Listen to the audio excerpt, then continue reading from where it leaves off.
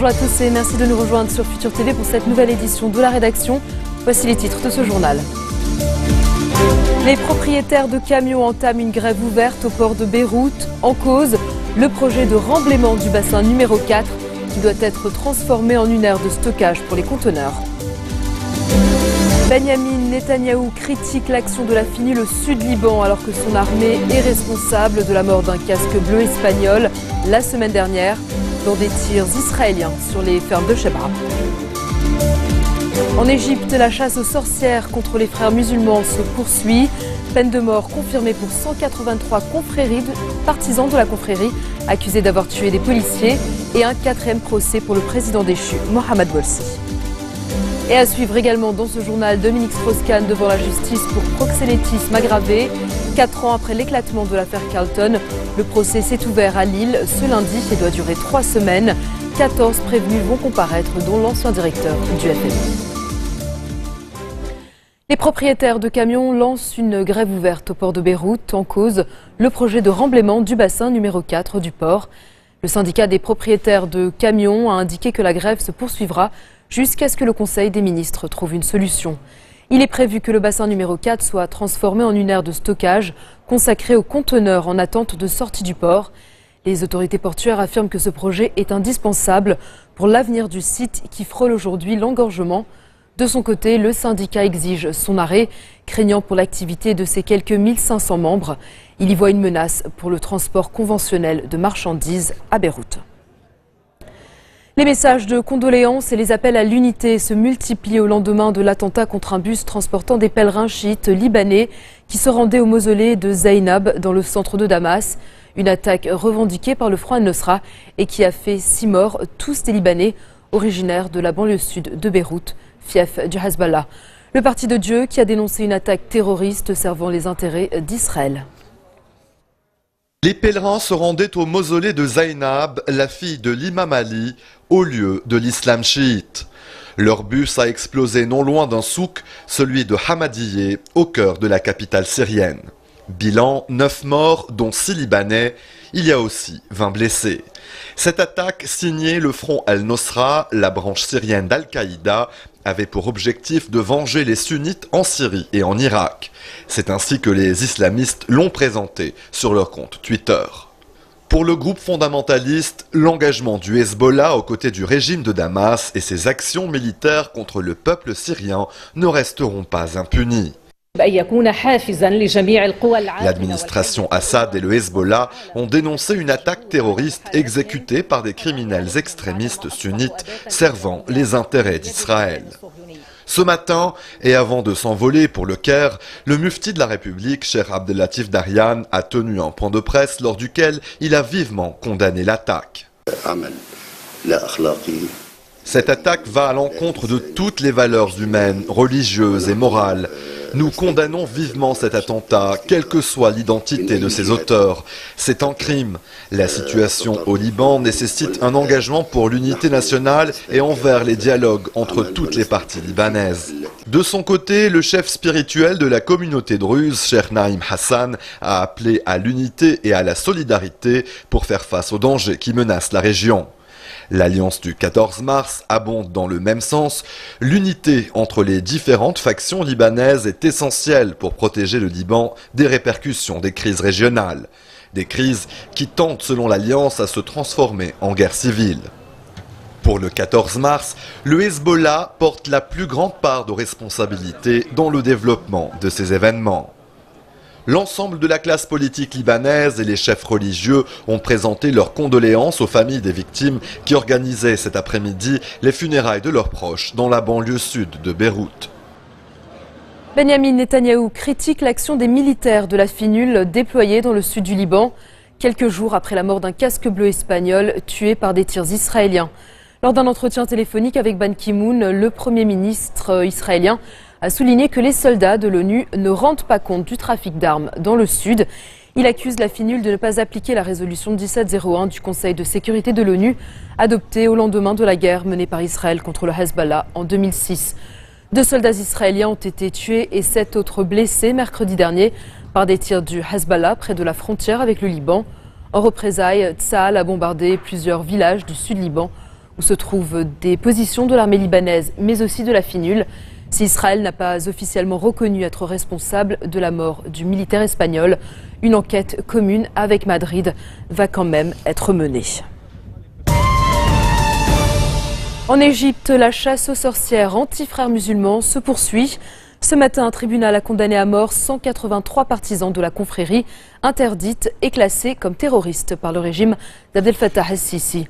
Un procès de masse expéditif les a déclarés coupables de la mort de 16 policiers en août 2013, lors des troubles qui avaient suivi le renversement du président islamiste Mohamed Morsi par l'armée après de grandes manifestations.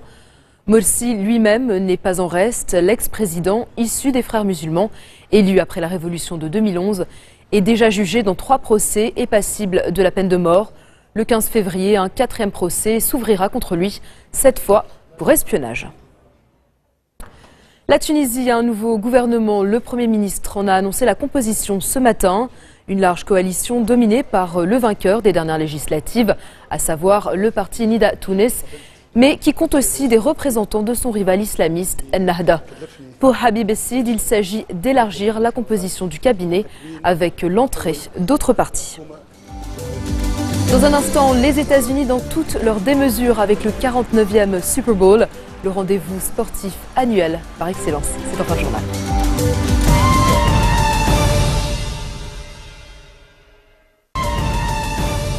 Retour sur le plateau de l'info du 1640. Dominique Strauss-Kahn a de nouveau rendez-vous avec la justice ce lundi. Il est jugé à Lille, cette fois où il comparait pour proxénétisme aggravé dans l'affaire dite du Carlton. Presque 4 ans après le scandale du Sofitel de New York, l'ancien directeur du Fonds monétaire international est soupçonné d'avoir été au cœur d'un réseau de prostitution mis en place par ses amis du Nord. Selon les juges, des soirées visant à satisfaire ses besoins sexuels ont ainsi été organisées entre 2008 et 2011 à Lille, Paris ou encore Washington. Âgé de 65 ans, l'ancien ministre de l'économie avait dit ignorer que les femmes conviées à ces soirées étaient des prostituées. Le procès devrait durer 3 semaines. DSK encourt jusqu'à 10 ans de prison et 1,5 million d'euros d'amende. Il se retrouve sur le banc des prévenus aux côtés de 13 autres personnes, parmi lesquelles des entrepreneurs régionaux, un policier, un avocat ou encore le proxénète belge Dodo Lassaumur. Écoutez-le. Nous sommes sereins, on est en attente. D'accord. Hein, voilà. Puis on va bien s'amuser. Vous pensez? Ça va être un très beau spectacle, il n'y a pas de problème. Mais à part le spectacle, il y a quand même du fond. Quel fond? C'est quoi le fond? Le fond, c'est qu'on... Quoi? C'est quand même vous le personnage central, même si... Ah non, c'est du SK. Bon, certes, il ternit un peu ma réputation, mais enfin, c'est pas moi le premier personnage. Hein. Après Paris, le nouveau ministre grec des Finances est à Londres ce lundi et sera à Rome demain. Yanis Varoufakis est en pleine tournée auprès des partenaires européens d'Athènes. Objectif, préciser la position du nouveau gouvernement grec. Il a également fait part de sa volonté de s'entretenir avec son homologue allemand. Mais pour l'heure, aucune escale à Berlin n'est programmée. Lors de sa première étape dans la capitale française, il s'est entretenu notamment avec son homologue Michel Sapin. Yanis Varoufakis a dit espérer trouver un accord global sur la situation financière de son pays d'ici le mois de mai. Et il espère bien avoir le soutien de ses partenaires européens. La France semble disposée à aider la Grèce à alléger le fardeau de sa dette, mais pas question de l'annuler. C'est en tout cas ce qu'a précisé le ministre français des Finances. On l'écoute. Autant on peut discuter de tout un tas d'éléments qui permettent d'alléger le fardeau de la dette, parce que 175% du PIB, c'est quand même lourd à porter, autant il n'est pas question en France d'une annulation de la dette qui serait une manière que le ministre lui-même avait, je l'ai écouté attentivement, décrit comme une manière de transporter du contribuable grec vers le contribuable européen ou français le fardeau de la dette, et ce n'est pas l'objectif ni d'un côté ni de l'autre. Faute de parvenir à négocier la paix, le président sud-soudanais Salva Kiir et son ancien vice-président Riek Machar ont signé cette nuit leur 7e cessez-le-feu en un an. Les précédentes trêves entre les deux camps ont été violées dans les heures suivant leur adoption. Les négociations doivent reprendre le 20 février à Addis Abeba en Éthiopie. Les combats ont éclaté à Juba, la capitale, en décembre 2013, alors que Kiir accusait Machar de tentative de coup d'État. Le conflit, émaillé de massacres interethniques, s'est rapidement étendu au reste du pays. Il aura fallu 20 chirurgiens et 16 heures d'opération. La première greffe des 2 mains en Inde a été réalisée en janvier à l'Institut des sciences médicales Amrita dans l'État du Kerala. L'opération est un véritable succès. Le patient, un homme de 30 ans, s'est dit ravi. Il a retrouvé l'usage de ses mains. Il avait perdu ses mains en cherchant à s'interposer dans une scène d'agression visant une femme. Il avait alors été jeté hors d'un train en marche.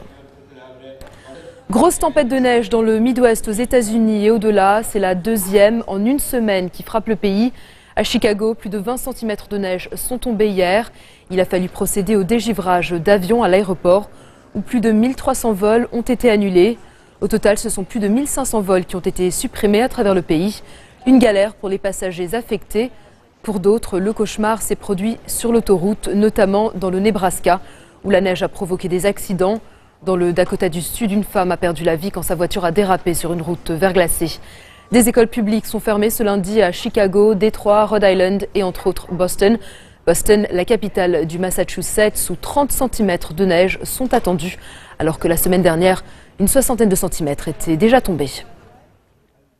C'est le rendez-vous sportif annuel aux États-Unis, le Super Bowl, la finale du championnat de football américain.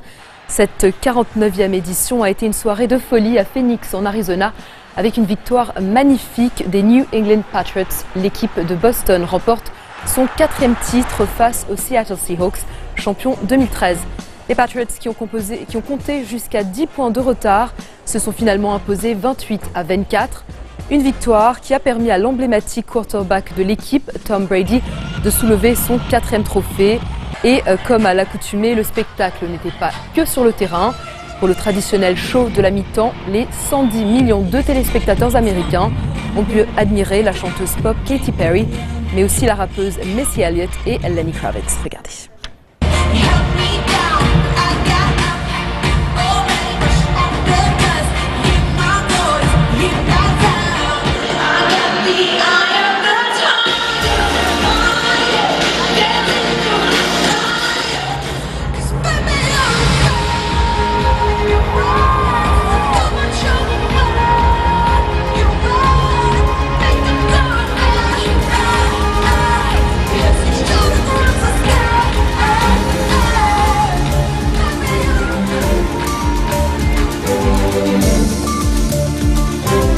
Et c'est sur ces notes que l'on se quitte tout de suite. Le rappel des titres qui ont marqué l'actualité de cette journée. Les propriétaires de camions entament une grève ouverte au port de Beyrouth. En cause, le projet de remblaiement du bassin numéro 4 qui doit être transformé en une aire de stockage pour les conteneurs. Benyamin Netanyahou critique l'action de la FINUL au Sud-Liban alors que son armée est responsable de la mort d'un casque bleu espagnol la semaine dernière dans des tirs israéliens sur les fermes de Chebra. En Égypte, la chasse aux sorcières contre les frères musulmans se poursuit. Peine de mort confirmée pour 183 partisans de la confrérie accusés d'avoir tué des policiers et un 4e procès pour le président déchu Mohamed Morsi. Et puis Dominique Strauss-Kahn devant la justice pour proxénétisme aggravé. 4 ans après l'éclatement de l'affaire Carlton, le procès s'est ouvert à Lille ce lundi et doit durer 3 semaines. 14 prévenus vont comparaître, dont l'ancien directeur du FMI. Merci de votre attention. Retrouvez-nous tous les jours à 16h40 heure de Beyrouth. Vous pouvez également nous suivre en ligne sur notre site web ou en téléchargeant notre application mobile. Excellente soirée à toutes et à tous et très bonne suite de programme sur notre antenne.